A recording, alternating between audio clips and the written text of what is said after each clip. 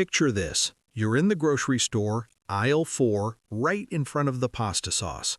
You hand your toddler a cracker, but tragedy strikes. The cracker breaks in half. Oh no, the ultimate catastrophe. Right? Suddenly, you are dealing with a full-blown, tear-streaming, floor-kicking meltdown over a broken saltine. And you're standing there feeling the judgment of every shopper passing by, thinking, why is this happening, and how do I make it stop immediately? We have all been there. It is so stressful. Welcome to the Rising Parent Podcast, where we help families go from surviving to absolutely thriving. Today's episode is a big one, Raising Emotionally Intelligent Children. I'm Edna. And I'm Tim. We are your hosts, licensed child care professionals and certified parenting coaches. And before we dive into the Cracker Meltdown Survival Guide, we want to remind you that new episodes of the Rising Parent Podcast drop every Monday and Friday. So make sure you're subscribed. Let's get started.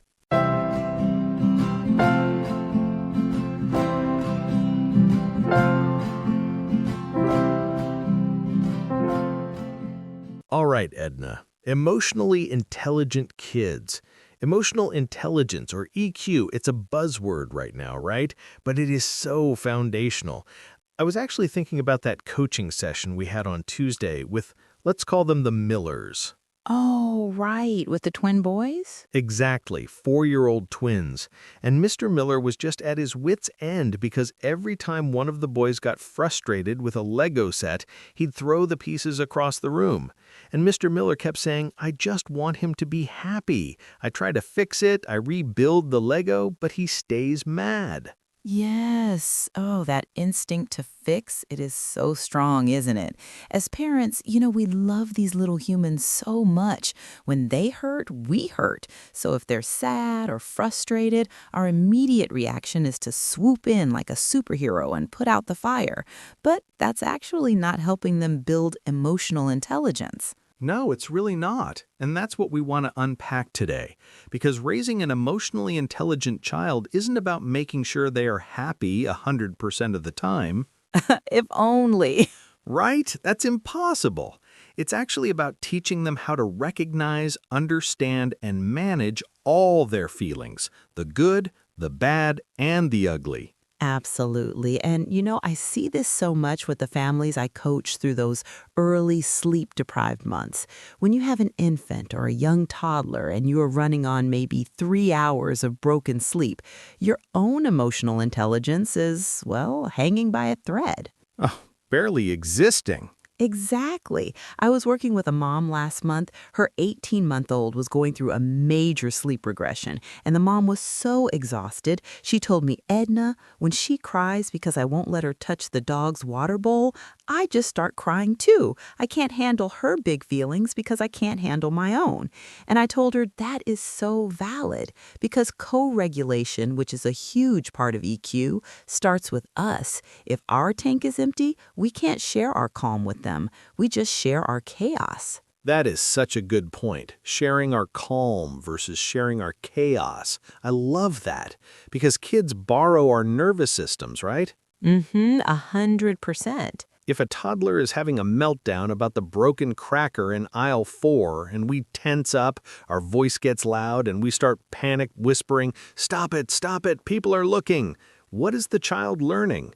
They're learning that their big emotion is dangerous. Yes, they're thinking, wow, my anger is so big and scary that it just broke my dad. Exactly. So let's break this down into actionable steps for the parents listening. How do we actually build this skill? Because it is a skill, right? It's not a personality trait. No, not at all. It's totally learned.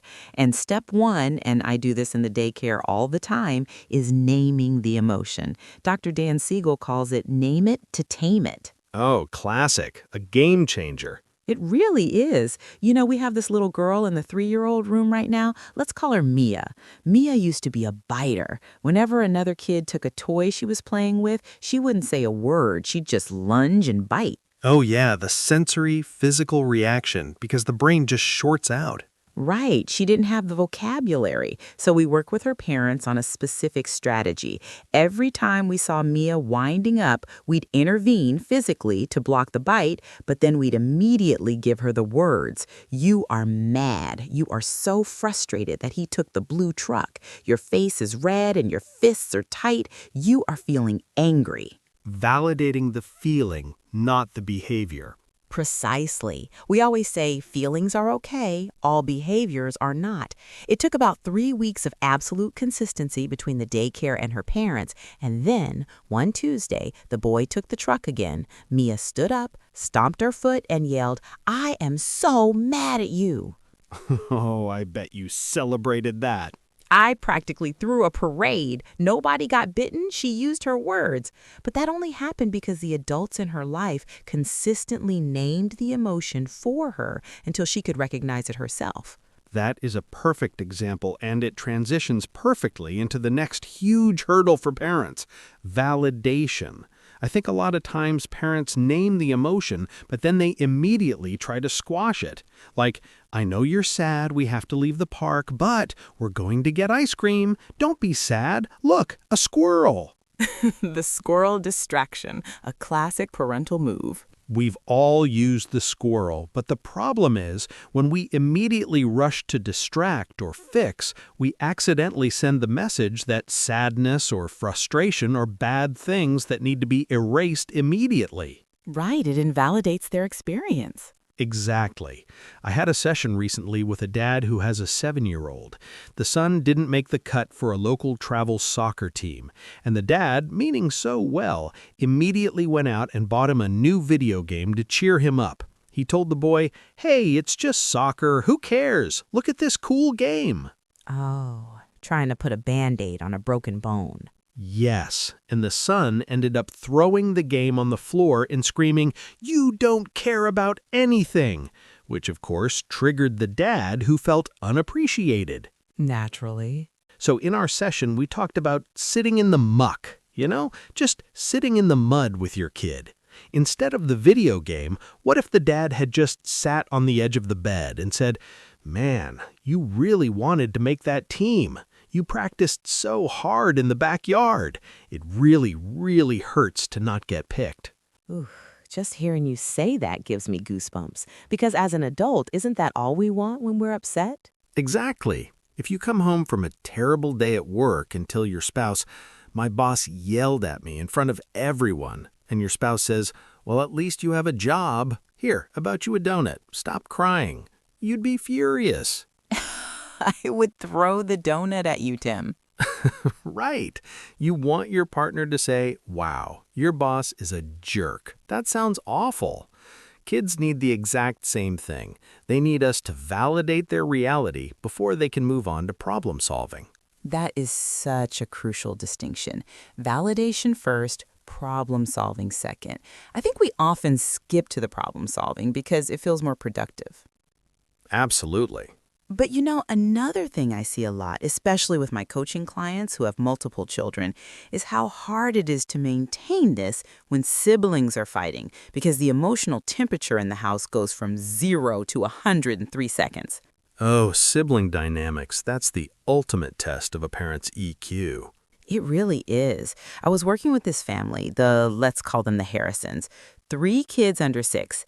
Absolute chaos. And the mom was just so burnt out. She told me, "Edna, when they fight over a toy, I just take the toy away and put them both in timeout because I can't listen to the screaming anymore." Which is such a natural survival instinct. Totally. But we talked about how to use those conflicts as a mini laboratory for emotional intelligence. Instead of just punishing the behavior, we worked on a script for her. When they fight, she steps in and says, "Whoa, I see 2 very upset brothers. Sam, you look angry. Max, you look sad." Just pausing the action to label the room. Giving them a chance to breathe. Yes, and then she asks, "Sam, what's your plan for this toy? Max, what's your plan?" Suddenly, she's not the judge and jury anymore, she's the mediator. And she told me that after a few weeks of this, she actually overheard her 5-year-old tell his younger brother, "I'm feeling frustrated, I need space." Wow, that is the holy grail right there. Right? And it only happened because she stopped shutting down the conflict and started coaching them through the feelings behind it. But it takes so much patience, and I always want to validate the parents here. Doing this is exhausting. Oh, it is deeply exhausting. It requires so much frontal lobe energy from us. It is so much easier to just yell, "Go to your rooms!" Yes, it really is. But the payoff, the long-term payoff is incredible because kids who develop high EQ, the research shows they do better academically. They have stronger friendships. They're less likely to struggle with severe anxiety or depression later in life. And they make better partners and employees eventually. Exactly. We are raising future adults here, and part of that is modeling, which I think is the scariest part for a lot of parents. Oh, modeling, having to look in the mirror. Tell me about that. Well, we can talk to our kids about feelings all day long. We can have feelings charts on the fridge, which are great. We use them in the daycare. Love a good feelings chart. Love them. But if a child sees us slam a cabinet door when we're mad or give our spouse the silent treatment when we're hurt, that is the lesson they are going to absorb. They watch what we do way more than they listen to what we say. Oh, absolutely. They're little sponges with eyes everywhere. Right. I had this great breakthrough with a coaching client, a single dad. He was really struggling with patience. He'd lose his temper, yell about the house being messy, and then feel immense guilt and just kind of withdraw. His daughter, who was 8, was starting to mimic this perfectly. She'd yell at her friends and then isolate herself. Wow, the mirror effect. Yeah, so we worked on him narrating his own emotional process out loud. So the next time he tripped over a pile of shoes by the door, instead of yelling, he forced himself to stop, take a deep breath, and say out loud to his daughter, "Wow, I am feeling really frustrated right now. I tripped over these shoes, and I am feeling my chest get tight, and I feel like yelling. So I am going to go into the kitchen, drink a glass of cold water, and take 3 deep breaths before I talk about this." That is amazing. That is literally giving her a roadmap. Exactly. He showed her the emotion, he named it, he normalized it, and he modeled a healthy coping mechanism. And he told me that a week later, his daughter couldn't figure out a math problem. She threw her pencil down, stood up, and announced, "I am frustrated. I'm going to get a glass of cold water." Oh my gosh, I love that so much. It works. It really works. It does, but it requires us to be vulnerable. We have to admit to our kids that we have big feelings too, and that we have to work to manage them. You don't have to be a perfect robot parent who never gets mad. Actually, being a perfect robot parent is bad for their EQ. They need to see you get mad so they can see how you politely and safely recover from it. Yes, the recovery is the most important part. That reminds me of the whole concept of the repair. Dr. Becky talks about this a lot, and it's something I stress so much with my clients. We are going to mess up. We are going to yell. We're going to lose our cool when the milk spills for the 3rd time in 10 minutes. Guaranteed. But the magic of emotional intelligence happens in the repair. Going back to your child later, getting down on their eye level and saying, "Hey, earlier today, I yelled when you spilled the milk. That was my big feeling, and it wasn't your fault. I should have taken a deep breath. I'm sorry I raised my voice." That is so powerful because it teaches them accountability. It teaches them that a rupture in a relationship isn't the end of the world. It can be fixed. Exactly, and it removes the shame. Shame is the enemy of emotional intelligence. If a child feels ashamed of their anger or their sadness, they will stuff it down. And stuffed emotions don't go away. They just fester and explode later in much unhealthier ways. Oh man, so true. Thinking about the daycare environment, we see a lot of what I call the anger iceberg. Oh, yes. Explain the anger iceberg for the listeners. So if you picture an iceberg, the top 10% sticking out of the water is what we see. That's the anger, the screaming, the throwing, the defiance. But underneath the water, the other 90% is what's actually causing it. It could be embarrassment, hunger, fatigue, feeling misunderstood, jealousy, overstimulation. Needing a nap? Needing a nap is a huge one. But as parents, we tend to only address the tip of the iceberg. We say, stop yelling. But if we want to build EQ, we have to put our detective hats on and look below the waterline. What is driving this behavior? Right. And that goes back to the curiosity piece we always talk about in coaching, approaching our kids with curiosity instead of judgment.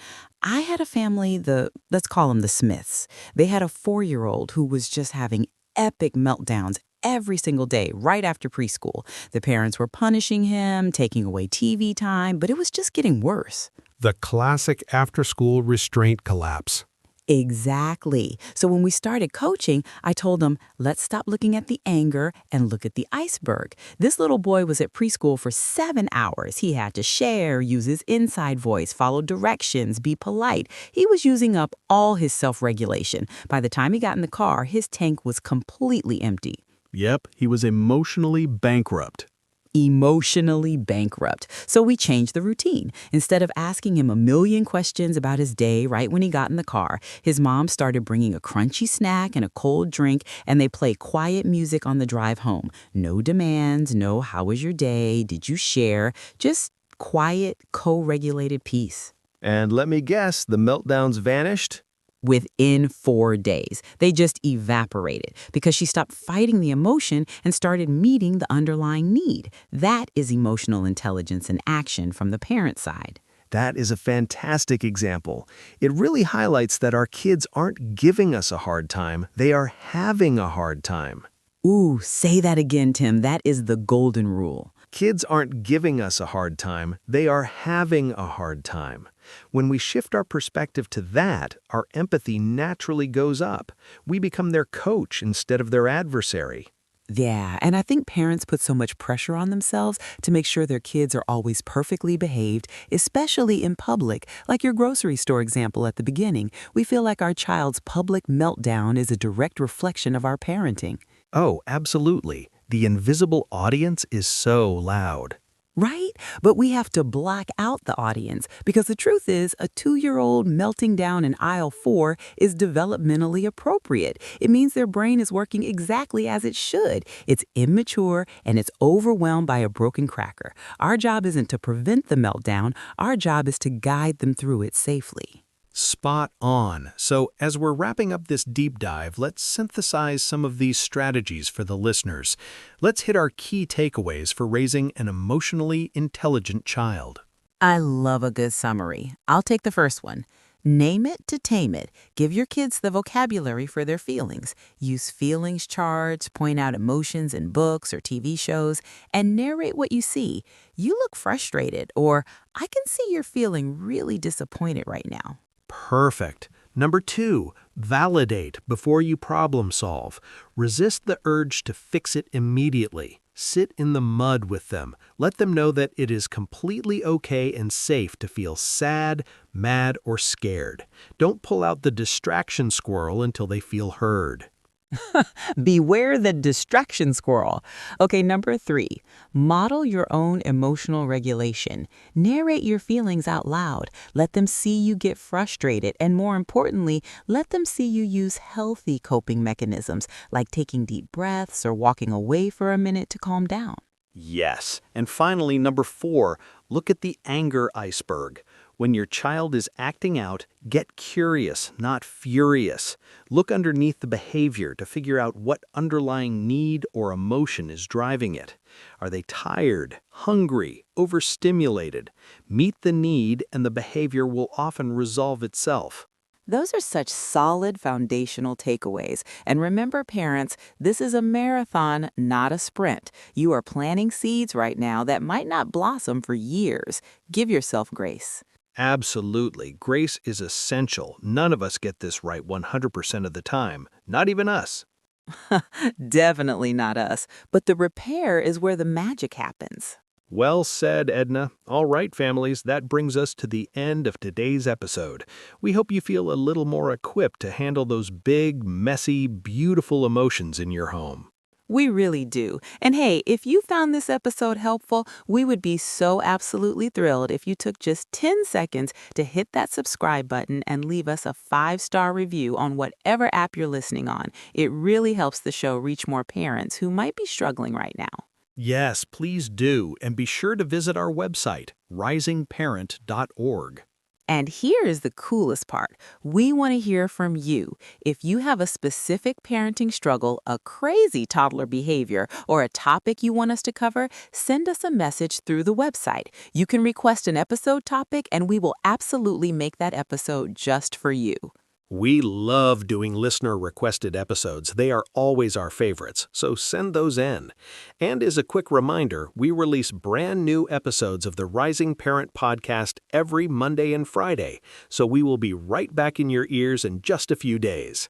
Until then, keep leading with empathy, give yourselves a break, and remember that you are doing an amazing job. You've got this, and we've got you. Thanks for listening, everyone. Take care. Bye, guys.